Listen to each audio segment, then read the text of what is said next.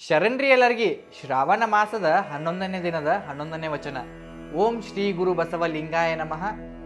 ಉಳ್ಳವರು ಶಿವಾಲಯವ ಮಾಡುವರು, ಉಳ್ಳವರು ಶಿವಾಲಯವ ಮಾಡುವರು, ನಾನೇನು ಮಾಡಲಿ ಬಡವನಯ್ಯ.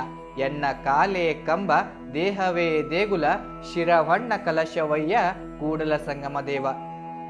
ಬಸವಣ್ಣನವರ ಈ ವಚನದ ಅರ್ಥ ಏನಪ್ಪಾ ಅಂದ್ರ, ಉಳ್ಳವರು ಶಿವಾಲಯವ ಮಾಡುವರು, ಶ್ರೀಮಂತರು ಇದ್ದವರು ಒಂದು ಕಲ್ಲಿನ ಕಂಬಗಳಿರುವ ಒಂದು ದೇವಸ್ಥಾನವನ್ನು ಕಟ್ಟಿ ಮ್ಯಾಗ ಒಂದು ಬಂಗಾರದ ಕಳಸವನ್ನೇ ಇಡಬಹುದು. ಆದರೆ ನಾನೇನು ಮಾಡಲಿ ಬಡವನಯ್ಯ, ಎನ್ನ ಕಾಲೇ ಕಂಬ, ದೇಹವೇ ದೇಗುಲ, ಶಿರವಣ್ಣ ಕಲಶವಯ್ಯ.